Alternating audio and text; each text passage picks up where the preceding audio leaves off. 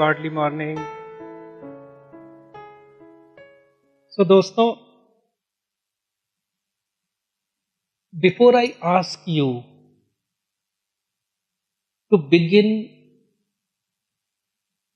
a meditative life, it is important for you to recognize the non-meditative or the ordinary life. What is ordinary life? Once you know that this is the ordinary life, then automatically there will come a motivation to move ahead for the meditative life. What is ordinary life? As we know, we are a body, we are a mind, and we are a consciousness. But actually, the consciousness, or we can call it life, Chaitanya, or we can call it spirit or soul, that power, energy, life, which is infinite, immortal, which is within us and without, which is actually godliness or God. So we are body, mind, and God, or godliness. We are body, mind, and consciousness. So ordinarily, we are almost disconnected, very much connected with the life within us. Because we are obsessed with incessant thinking. There is a chattering mind which goes on and on and on. And unless mind is paused, we cannot experience or cannot get connected to that underlying ocean of consciousness. That is why we can't experience our deeper self, because mind is creating a wall and we are not able to see it beyond the wall of thoughts.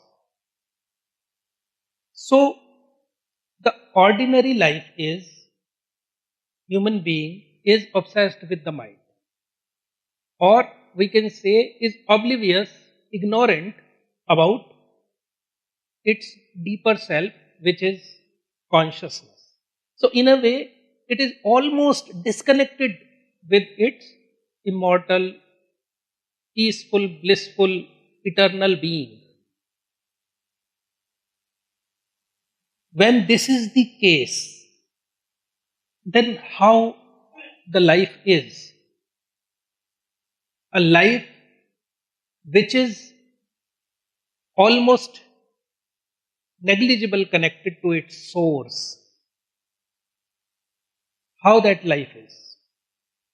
If you are just a body and mind, then let us talk about the body.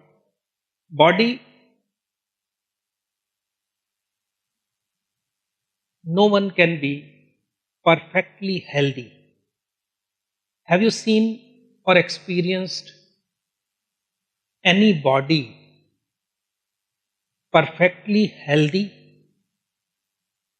Any of you sitting here who has no disease at all? Physically, everyone has some disease. Maybe a mild, may not be that serious, but body is never perfectly healthy. Right? Do you agree? This is the way. Some problem. Might be it is your stomach or anything. But you have always some discomfort because of the body. Body is never perfectly healthy, so that means you can never be perfectly happy. Because there is body which will prick you, which will disturb you. There is something uncomfortable, that means you are uncomfortable because you live in the body. You are attached to the body.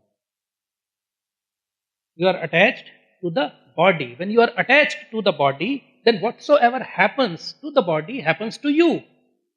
And what happens to the body? Diseases, ultimately death.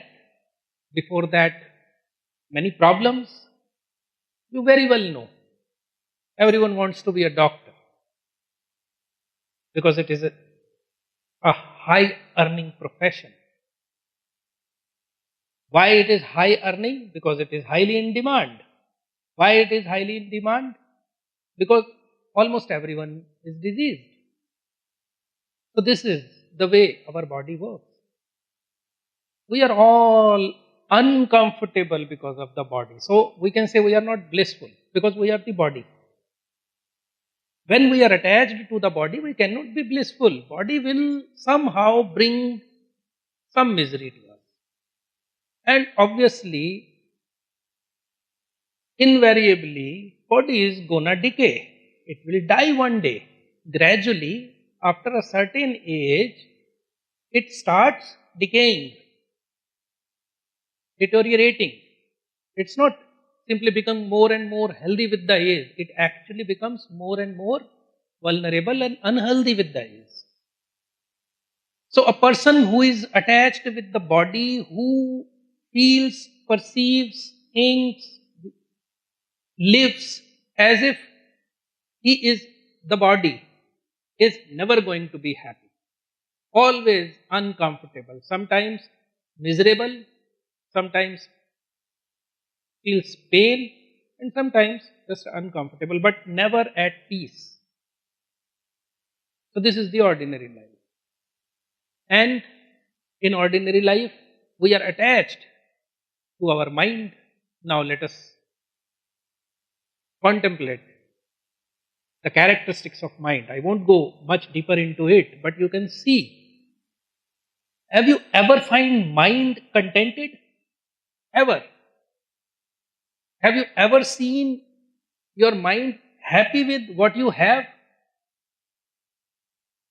It is always hankering something in the future. What it says. If it is always hankering something in the future, that means it is never satisfied with the present moment, correct? So that means it is never happy. Can you make your mind happy in any way? Okay, you have an intense desire or longing for something. Once you have it, you want more. You want something else. Isn't it? You can see your whole life, you have achieved so many things which you desired earlier. And now you are having those things, but you don't even notice that you have those things. You just take everything you have, almost everything you have, for granted. Because you are always looking forward in the future, putting some conditions with your happiness that once I will have this, once I would have that, then I would be happy. But you are not happy at the moment. So mind is never happy, correct? Mind is always full of fear. Do I need to tell you how many fears we have? Fear of death, okay? No. There are fear of everything. Fear of my car may broke down. Fear of relationships, that there may be a breakup. Fear of everything. Fear of being assaulted by someone, fear of being insulted by someone, fear of loss of job, fear of so many things. Countless fears are always there with the mind. There is frustration, there is depression, there is unrest, there is tension, there is anxiety. Really. This is the ordinary life. So, this is the mind. And if you are the mind, you are living in hell. So, you are the body, you are the mind. And you think there would be some place after death which is going to be hell or heaven. I don't know. But one thing is sure, we are already living in hell if we are living in body and mind only, which is the case. Generally, ordinarily, we are living as if we are body and mind. And if we are body and mind, every moment we are actually living in hell. Yeah, because everyone is living in hell. So hell does not seem like hell. Like if something is ordinary or common, it is not perceived as disease. Like if everyone, just hypothetically think, if everyone had one eye only. If everyone had one eye only, then do you think anyone would think that it is some kind of disease that the other eye is not working, just one eye works? No, because it is ordinary. So when something is ordinary and common, it is not perceived as a disease or something. But it may be. If all are diseased, then disease is not perceived as disease. Right?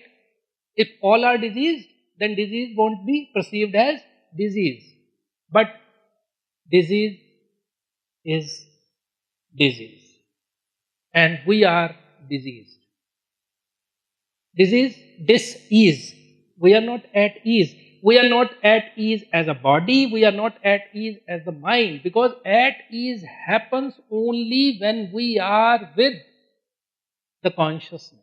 When we stay with that peaceful, still state of our deeper self, the godliness, that is what meditative life.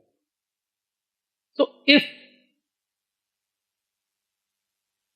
we really want to do something, as we are doing something, of course we are doing everything for being happy, to get rid of misery, what we are doing in life, just to be peaceful, blissful, to be happy, to get rid of misery. But if you really, really want to do something, then there is no other way. You have to learn to detach yourself from the body and mind, and you have to know yourself as that infinite consciousness, immortal, peaceful, which cannot be destroyed, which is never tense, which its characteristic is to be blissful, to be peaceful. So you have to realize yourself with your deeper self. You have to be one with your deeper self. Only then you can get rid of misery, only then you can be blissful. That is meditative living. So for that, if you want to live happily, if you want to live peacefully, if you want to get rid of all the hell mind and body brings, then the only solution, the ultimate solution is meditative living. Start meditation. Begin with meditation techniques. That is the ultimate solution.